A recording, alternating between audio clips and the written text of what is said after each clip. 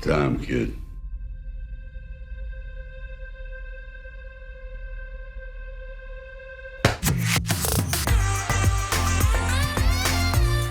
Welcome to your weekly ticket. Shortly after its Christmas Day release, Warner Bros. Announced it will fast-track a third installment of the Wonder Woman franchise, with Patty Jenkins set to write and direct. Gal Gadot will also return to reprise her role as Wonder Woman. In an interview with Den of Geek, Jenkins revealed that Wonder Woman 3 will have a contemporary setting and teased that we might not have seen the last of Kristen Wiig's Cheetah. Jenkins shared that she purposefully left the fate of Cheetah ambiguous at the end of Wonder Woman 1984, but hasn't decided if she will return for the third installment or not. Channing Tatum is in talks to join Sandra Bullock in Paramount's action-packed romantic comedy titled The Lost City of D. The film is being described as a romancing the Stone-style romantic comedy, which follows a reclusive romance novelist, played by Bullock, who was sure nothing could be worse than getting stuck on a book tour with her cover model, played by Tatum. But when a kidnapping attempt sweeps them both into a cutthroat jungle adventure, they learn life can be so much stranger and more romantic than any of her paperback fictions. And Tessa Thompson just confirmed that Michael B. Jordan will be stepping behind the camera to direct Creed 3. It'll be Jordan's directorial debut, taking the reins from Ryan Coogler and Stephen Caple Jr., who directed the first and second films respectively. Jordan will also return to reprise his role as boxer Adonis Creed. Thompson, who plays Creed's love interest, Bianca, said filming is planning to start this year.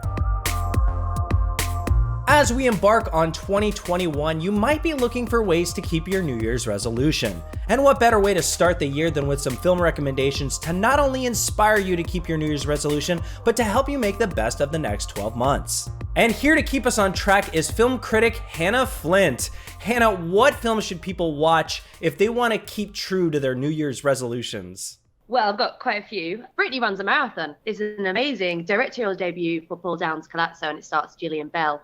And she plays a kind of millennial slacker. She likes to party, she drinks a bit too much, eats a bit too much, and then she gets a shock to the system when she finds out from her doctors that unless she loses a bit of weight and gets healthier, she could, pretty much die. So that leads her to start doing actual exercise. And obviously, as you can tell by the title, there's marathon training, there's a marathon involved. I won't spoil it because I think you should go watch it. But what's really great about this film is that not only is it funny, but it talks about the kind of small steps that you have to make, not these massive, a marathon. Oh my God, the idea of her doing a marathon, that's quite insane, quite a big, long goal. It starts off with her, just putting on her trainers, running to the end of the road, and then suddenly it picks up and you get into this really lovely kind of, motivational film that feels real and relatable, because she's not this kind of, stick thin marathon runner who's doing it. She doesn't, she loses a bit of weight, but not to the point where you're like, is that even Gillian Bell anymore? Yeah, it's really quite sweet, but also gets to the kind of emotional, truth of when you kind of do these plans and how sometimes it can get a bit much and can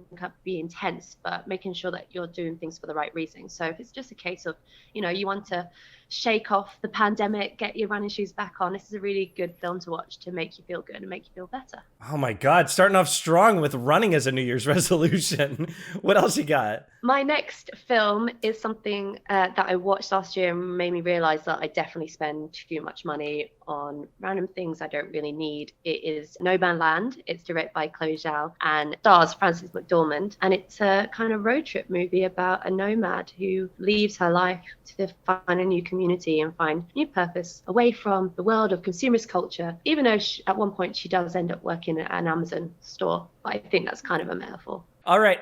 So what's your third movie?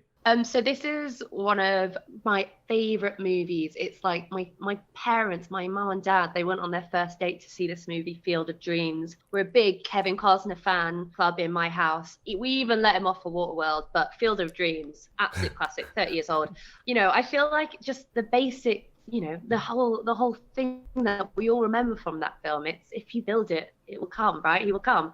And I think for anyone who's wanted to start, a craft project, do you want to build your own baseball field? That might be something that's in your future. You might be an Iowa farmer who's like looking to achieve something. And so he hears a voice and wants to build a baseball field. And, guess what? People came, moral story. So if you put your mind to do something, you feel like you want to achieve something and finish something and have a kind of emotional, cathartic, resolution, then yeah, if you build it, it will come. And watch Field of Dreams because it's magnificent.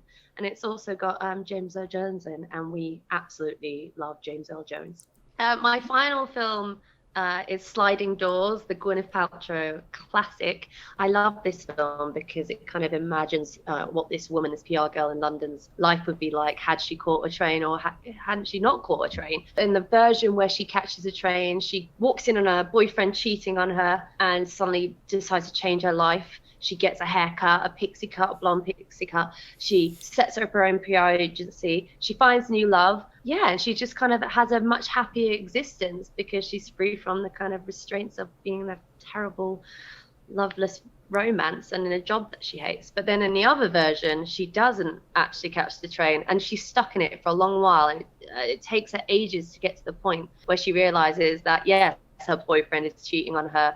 Her job sucks. She hates it. And, it wasn't worth it. It's a shame she couldn't have found that out in the first version. She didn't get that train. But yeah, I think this is a great film to kind of push you into, getting out of bad situations that are not serving you.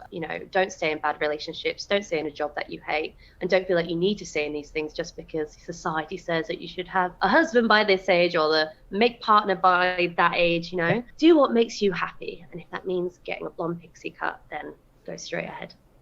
All right, so if I got this right, you want me to build a baseball field, you want me to get a pixie cut, and you want me to run a marathon. Yeah, and all. Sounds good. I'm down. All right, well, thank you so much, Hanna Flint. Where can people find you? Find me on Twitter at Hanna Flint. Awesome. Well, Happy New Year. Happy New Year. Available to watch at home is American Dream. How much money are you into me for, Ed? $126. That's 504 quarters. Don't steal from me! American Dream follows two brothers who find themselves in serious trouble when they're unable to repay a Russian mob-backed loan used to help fund their latest entrepreneurial venture. But when the brothers are unable to pay, they're terrorized by Yuri, an unhinged mobster who tortures and threatens them and their loved ones with death and taking over their business. The film is directed by Oscar-winning cinematographer Janusz Kaminski. And available to watch at home is Fatale. Can you think of anyone who might want to harm you? Friends? Family? Or a woman you screwed?